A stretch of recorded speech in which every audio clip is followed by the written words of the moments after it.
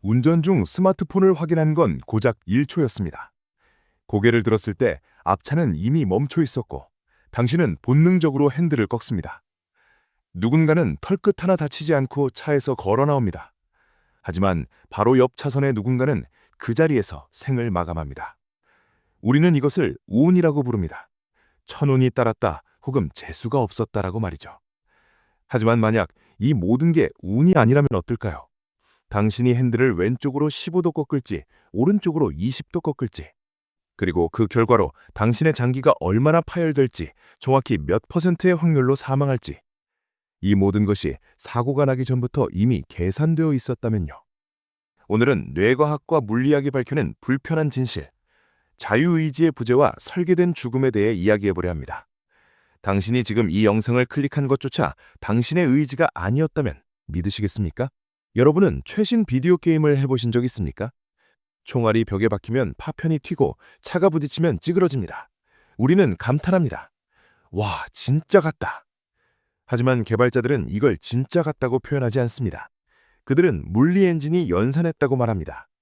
차량의 속도, 충돌 각도, 재질의 강도, 이 수만 가지 데이터를 컴퓨터가 실시간으로 계산해서 모니터에 찌그러짐이라는 결과값을 보여주는 겁니다. 자, 이제 시선을 좀 더 넓혀보죠.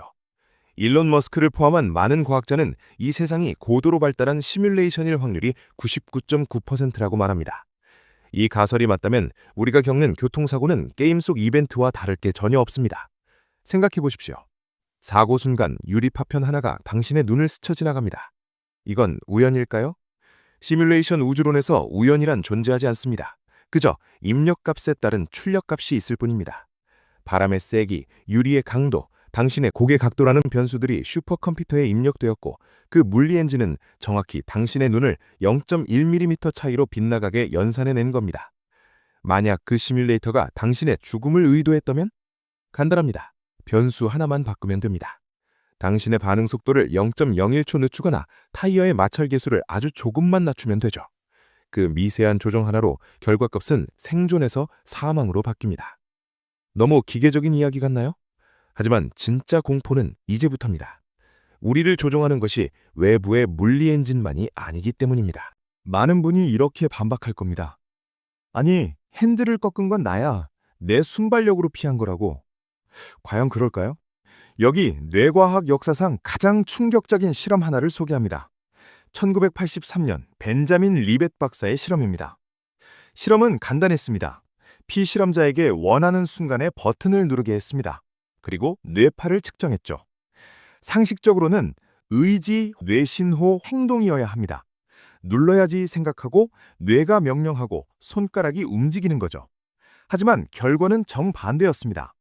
여러분이 버튼을 눌러야지라고 의식적으로 생각하기 약 0.3초에서 0.5초 전 이미 뇌의 운동 피질은 활성화되어 있었습니다.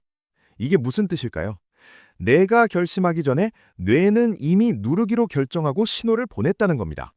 우리의 의식은 뇌가 내린 결정을 0.5초 뒤에 통보받고는 아, 내가 지금 누르려고 했어 라고 착각하고 있었던 겁니다.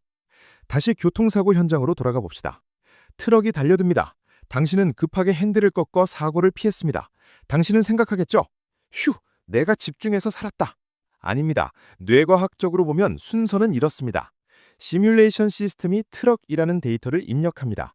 당신의 뇌가 과거의 경험과 반사신경 알고리즘을 돌려 회피를 결정합니다. 손이 먼저 움직입니다. 0.5초 뒤 당신의 의식은 내가 피했다라는 로그 메시지를 받습니다. 소름 돋지 않습니까? 우리가 느끼는 자유의지란 어쩌면 게임 캐릭터가 플레이어의 키보드 입력에 반응하면서 내가 움직이고 싶어서 움직인 거야 라고 착각하는 것과 같을지도 모릅니다. 자, 이제 이 두 가지를 합쳐봅시다.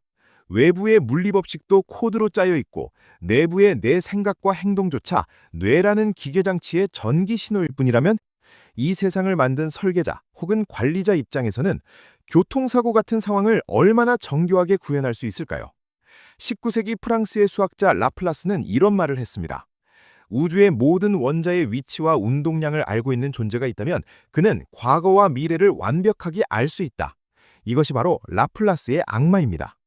이 세상이 시뮬레이션이라면 이 슈퍼컴퓨터가 바로 라플라스의 악마입니다. 이 시스템은 당신을 사고로 죽게 만들기 위해 거창한 번개를 내릴 필요 없습니다. 그저 아침에 당신의 알람을 1분 늦게 울리게 하고 도로의 신호를 조작해 트럭을 당신 앞에 배치하고 결정적인 순간 당신의 뇌의 시냅스 신호 전달을 0.0001초 지연시키면 됩니다. 누구는 갈비뼈가 부러지고 누구는 뇌진탕으로 끝나고 누구는 즉사하는 것. 이것은 혼란스러운 카오스가 아닙니다. 입력값에 따른 너무나도 정확하고 차가울 정도로 완벽한 인과율의 계산 결과입니다. 어쩌면 당신이 이 영상을 보고 말도 안 돼 라고 부정하는 생각조차 당신의 뇌에 코딩된 방어 기제가 작동한 결과일지도 모릅니다.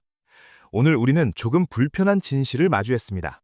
세상이 거대한 시뮬레이션이고 우리의 자유의지가 뇌의 전기 신호에 불과하다면 우리의 삶과 죽음은 누군가가 써놓은 시나리오대로 흘러가는 영화일지도 모릅니다.